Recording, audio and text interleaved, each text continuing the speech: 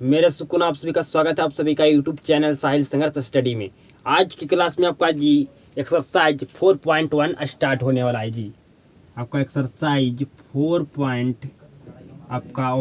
Start होने वाला है जी। ठीक है जी, 4.1 स्टार्ट होने वाला है जी। ठीक है, आपका 4.1 स्टार्ट होने वाला है जी।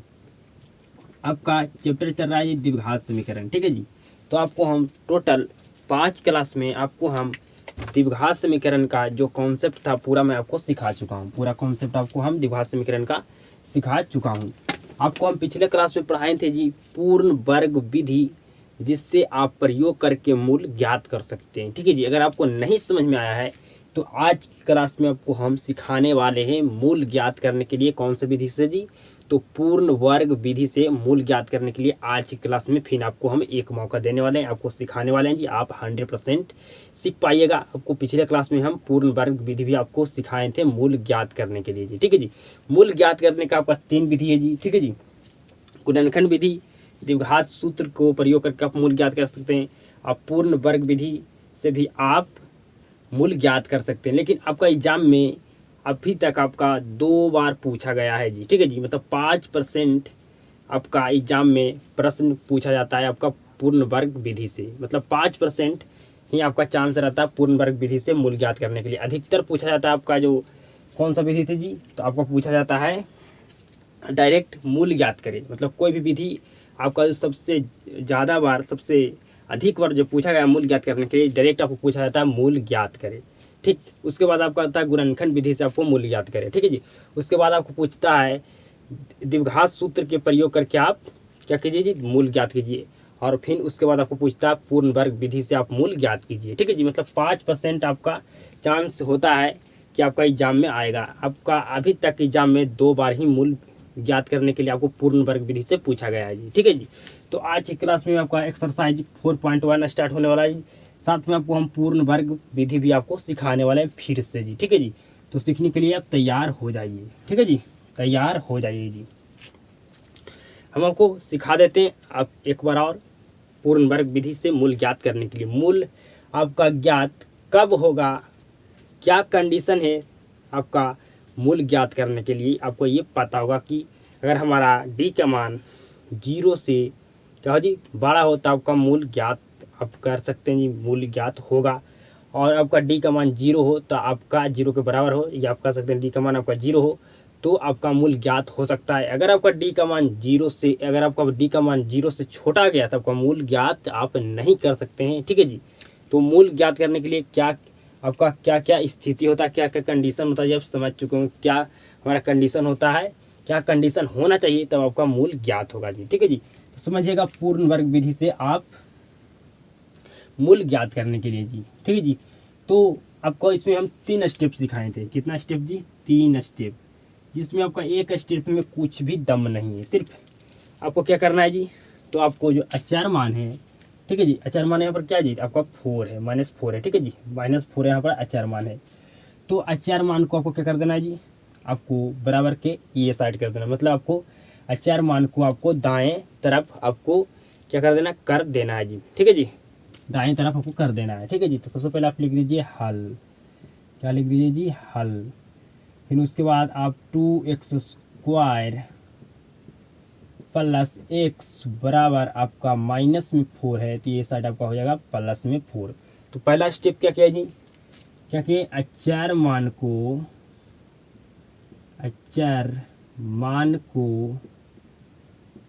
दाएं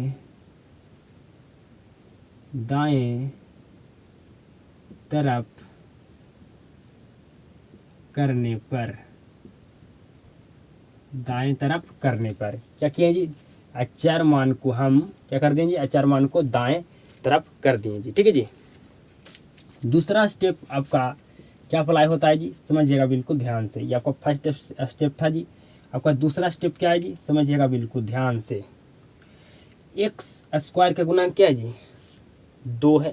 तो 2 से क्या करना है आपको जी, आपको x² के गुणांक से दोनों तरफ या दोनों पक्ष में भाग करने पर। ठीक है जी, तो दूसरा स्टेप भी आपको लिखना होगा जी, दूसरा स्टेप भी आपको लिखना होगा जी। ठीक है जी, दूसरा स्टेप आपको लिखना होगा जी। लिखिए कि एक्स स्क्वायर के गुणांक, एक्स स्क्वायर के गुणांक से दोनों तरफ या दोनों पक्षों में आप लिख सकते हैं, दोनों तरफ भाग करने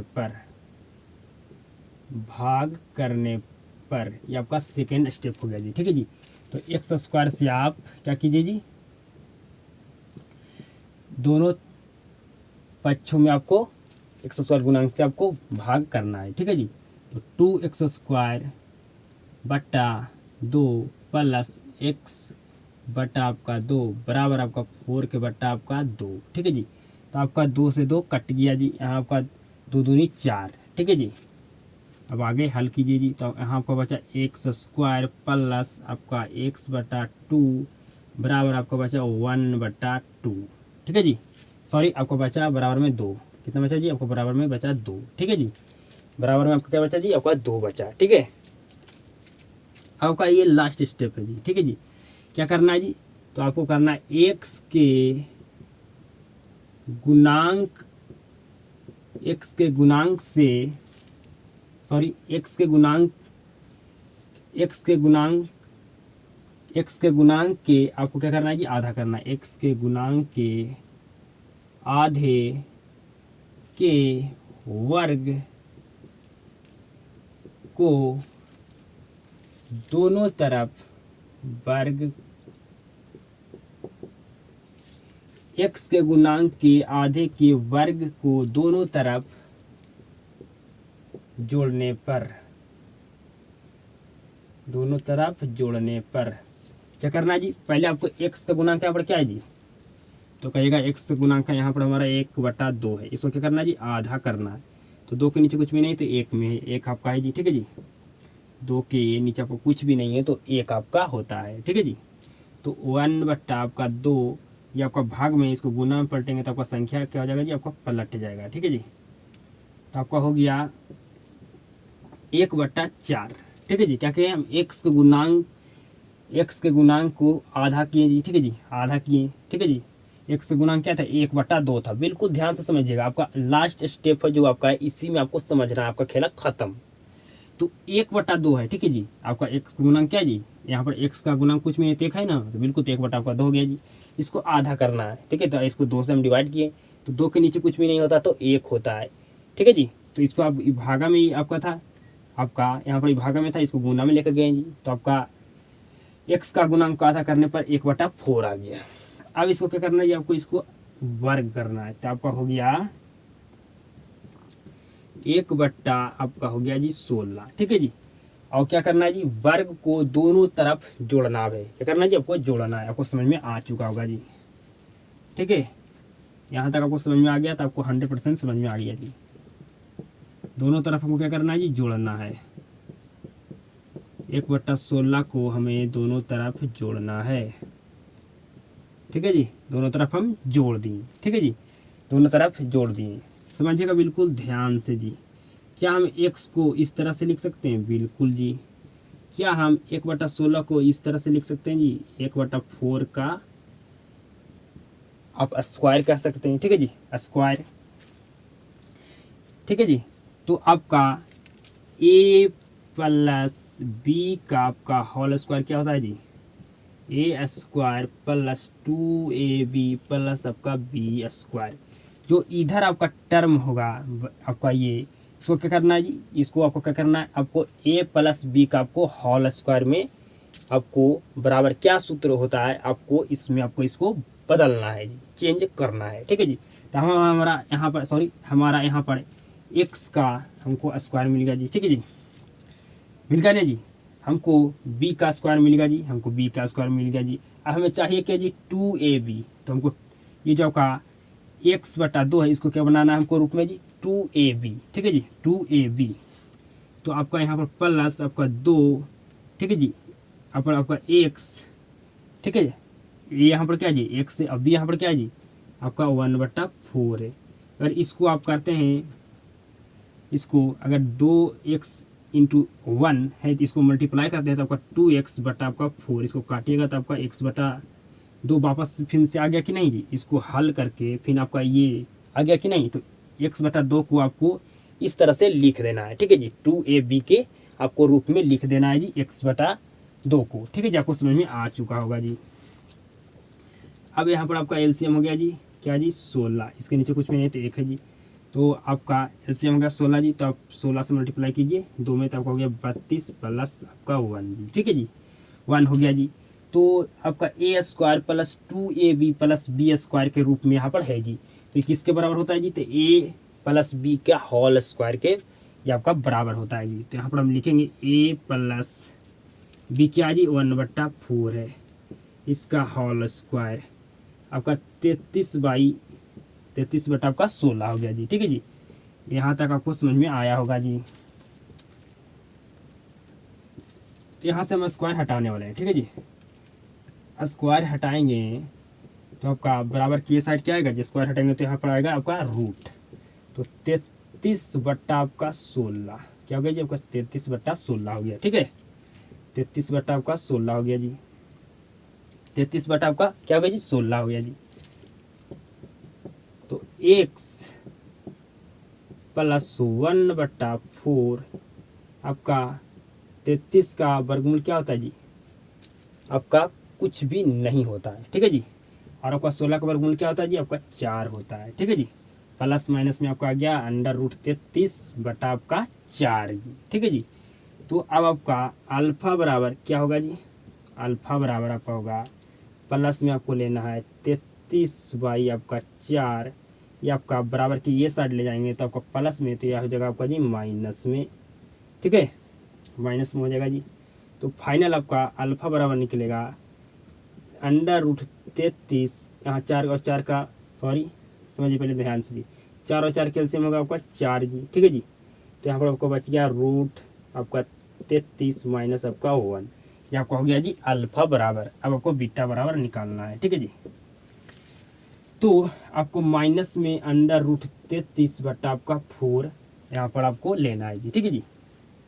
ये आपका 1/4 आपका प्लस में थी बराबर के सर जाएगा तो आपको आ जाएगा माइनस में जी, ठीक है जी। माइनस में हो जाएगा 1/4 जी। तो आप इस यहाँ पर एलसीएम लीजिए, 4 और 4 का एलसीएम 4 होता है जी, तो माइनस √33 माइनस 1, ये आपका क्या आ गया जी आंसर आ गया, ठीक है जी। आंसर आपका आ गया। आप अल्फा और बीटा की जगह पर आप एक्स भी लिख सकते हैं, ठीक है जी, एक्स भी आप लिख सकते हैं, ठीक है। तो आपको पूर्ण वर्ग विधि आपको 100% समझ में आया होगा जी, ठीक है जी। आपको x के गुणांक के आधा करना है जी, ठीक है, आधा के फिर करना आपको वर्ग करना, फिर दोनों तरफ आपको जोड़ना है, ठीक है। जोड़ने के बाद आपको जो ये इस साइड का आपका टर्म है इसको आपको a प्लस बी का होल स्क्वायर का क्या सूत्र होता है, इसको क्या करना है जी, आपको चेंज करना। अगर यहाँ पर माइनस होता तो आपका a माइनस बी का होल स्क्वायर बराबर आपका क्या होता है, इसको में आपको चेंज करना होता जी, ठीक है जी, आपको चेंज करना होता जी। यहाँ पर आपको प्लस है तो आपका a प्लस बी का होल स्क्वायर बराबर क्या होता है, उसको में आपको इसको क्या करना जी चेंज करना है, ठीक है जी। आपको समझ में आ चुका होगा। लास्ट में जो आपका थर्ड स्टेप है इसमें दम है जी, आपका फर्स्ट और सेकंड स्टेप में कोई भी दम नहीं है। तो पूर्ण वर्ग विधि आप 100% सीख चुके होंगे कि पूर्ण वर्ग विधि से किस तरह से मूल ज्ञात किया जाता है जी। तो मूल ज्ञात करने के लिए आप तीनों विधि सीख चुके होंगे। आप गुणनखंड विधि भी सीख चुके होंगे, गुणनखंड विधि से किस तरह से मूल ज्ञात किया जाता है जी, ठीक है जी। आपको हम बहुपद में भी हम गुणनखंड विधि आपको सिखाए थे जी, ठीक है जी। तो अब हम अपना एक्सरसाइज 4.1 को फर्स्ट नंबर प्रश्न को देखने वाले हैं जी, तो बिल्कुल ध्यान से देखिएगा।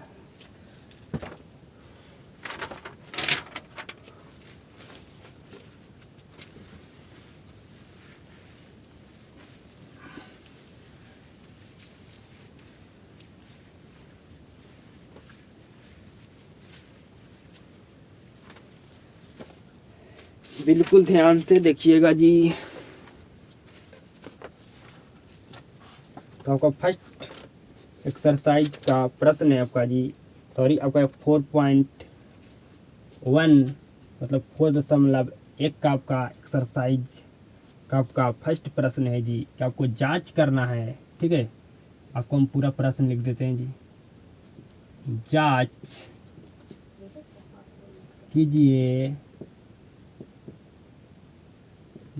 कीजिए कि क्या निम्न द्विघात समीकरण है। निम्न में द्विघात समीकरण है। तो आपका फर्स्ट प्रश्न है जी x+1 का आपका होल स्क्वायर बराबर आपका 2 इंटू x-3 आपका है जी, ठीक है जी। तो समझिएगा बिल्कुल ध्यान से जी। आपको हम द्विघात समीकरण आपका जांच करने के लिए आपको सिखाए थे कि आपको द्विघात समीकरण आपका कब होगा कब। आपको इसको क्या करना है जी, आपको ये प्रश्न दिया गया है, इसको आपको हल करना है और हल करके आपको बताना है कि यह द्विघात समीकरण है या नहीं, ठीक है जी। इस प्रश्न को आपको चेक करना है कि द्विघात समीकरण ये है या नहीं। आपको हम जो आपको द्विघात समीकरण कब होगा, किस तरह से आपको जांच किया जाता है, आपको पिछले क्लास में भी आपको मैं समझाया था, ठीक है जी। तो इसके आपको बिल्कुल अच्छे तरीक़े से क्या करना है, आपको इसको जांच करना इस प्रश्न को कि आपका द्विघात समीकरण है या नहीं। द्विघात समीकरण होने के लिए कंडीशन क्या है जी, आपका मैक्सिमम से मैक्सिमम पावर आपका क्या होना चाहिए जी, 2 होना चाहिए, ठीक है। आपका मैक्सिमम से मैक्सिमम पावर आपका 2 होना चाहिए, तभी आपका द्विघात समीकरण होगा जी, ठीक है जी। तो इस प्रश्न को हल कीजिए, आप हल करके बताइए कि आपका ये द्विघात समीकरण है या नहीं, ठीक है जी। आपका 4.1 एक्सरसाइज में आपका एक में आपका टोटल 8 प्रश्न है जी, ठीक है जी। आपका एक के रोमन नंबर 8 तक है जी। तो मैं एक ठो को बताऊंगा आपको, आपसे जितना भी आपका 4.1 एक्सरसाइज में एक में जितना भी प्रश्न दिया गया आपसे 100% बनेगा। तो इसको हल करते हैं जी। तो आपका a प्लस बी का यहाँ पर होल स्क्वायर का आपका सूत्र लगेगा, ठीक है जी।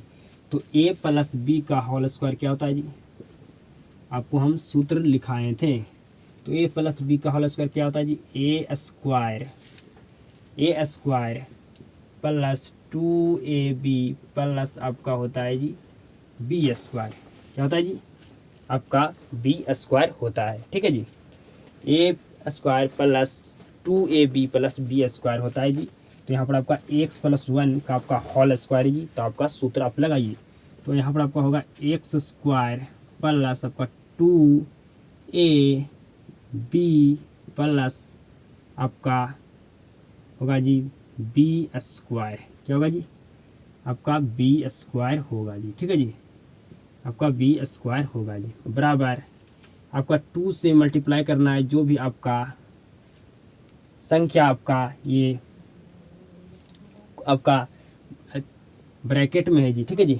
आपका जो भी ब्रैकेट में ये आपका संख्या है इसमें आपको 2 से मल्टीप्लाई करना है। तो आपको हो जाएगा 2x, 2 से मल्टीप्लाई करें x में तो हो गया 2x और 2 से मल्टीप्लाई करेंगे -3 में तो आपका हो जाएगा -6, ठीक है जी। -6 हो जाएगा। तो आपका x square plus 2x plus 1 का स्क्वायर क्या होता है जी, आपका 1 होता है जी, ठीक है जी। बराबर आपका 2x माइनस आपका हो गया 6 जी, ठीक है जी। क्या हो गया जी, आपका 6 हो गया जी, ठीक है जी।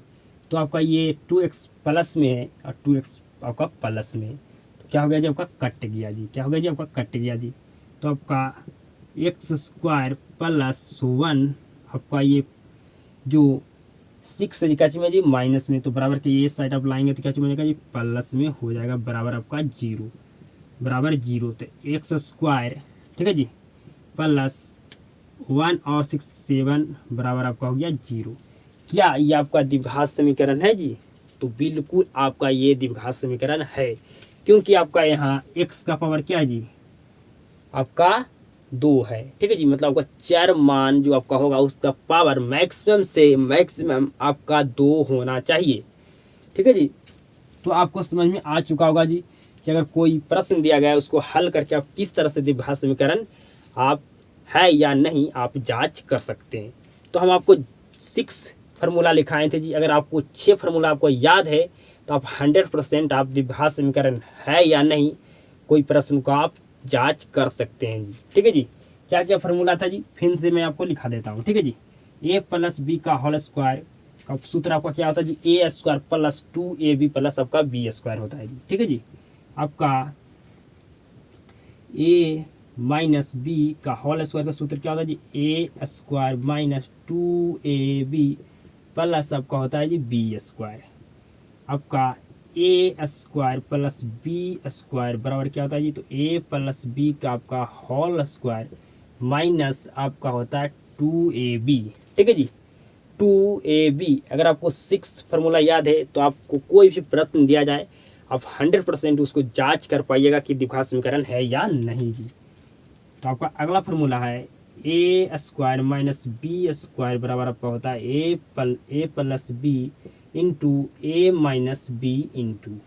ठीक है जी, आपका अगला फार्मूला है आपका सूत्र है जी, ए प्लस बी का आपका होल क्यूब बराबर क्या होता है जी, तो ए क्यूब प्लस आपका B cube plus 3ab plus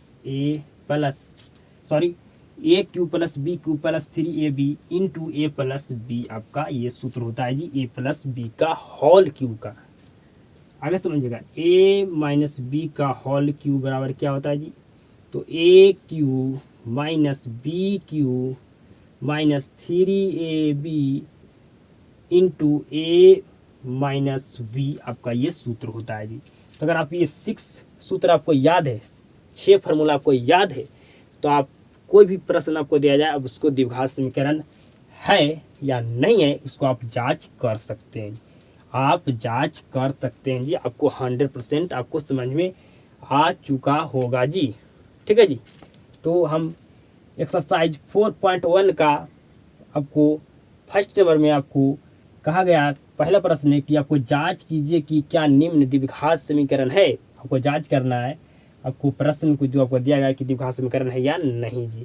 तो आपका एक का रोमन नंबर 8 तक है जी, आप 8 भी जो आपका 8वां प्रश्न है, एक का आपका रोमन नंबर 8 तक, मतलब एक को टोटल 8 प्रश्न दिया गया है। आप 8 प्रश्न को आप जांच कर पाइएगा कि आपका कौन सा प्रश्न आपका द्विघात समीकरण है, कौन सा आपका द्विघात समीकरण नहीं है जी। ठीक है जी, तो हम अगले क्लास में आपका एक्सरसाइज 4.1 का आपका 2 नंबर आपका प्रश्न है जी, उससे मैं हल करूंगा। ठीक है जी, तो आज की क्लास में आपको 100% समझ में आ चुका होगा जी। पूर्ण वर्ग विधि भी आपको से मूल ज्ञात करने के लिए आपको आ चुका होगा जी। साथ में आपको द्विघात समीकरण आपको जांच करने के लिए आना चाहिए कि आपको प्रश्न दिया गया है आपको द्विघात समीकरण कौन होगा या नहीं होगा। आपको हम फर्स्ट क्लास में ही आपको बताएं कि अगर कोई प्रश्न दिया गया है तो उसको द्विघात समीकरण आपको जांच किस तरह से किया जाता है जी। आपको द्विघात समीकरण होने के लिए आपको मैक्सिमम से मैक्सिमम पावर आपका क्या होना चाहिए जी, 2 होना चाहिए। क्या होना चाहिए जी, आपका 2 होना चाहिए, मतलब घात आपका मैक्सिमम से मैक्सिमम 2 होना चाहिए। तो आज की क्लास में आपको जो भी मैं पढ़ाया हूँ जी, आपको 100% हम उम्मीद करते हैं कि आपको समझ में आया होगा जी। क्लास को शुरू से अंत तक देखने के लिए आपको धन्यवाद। आप सभी के साथ मुलाकात होता है जी नेक्स्ट क्लास में।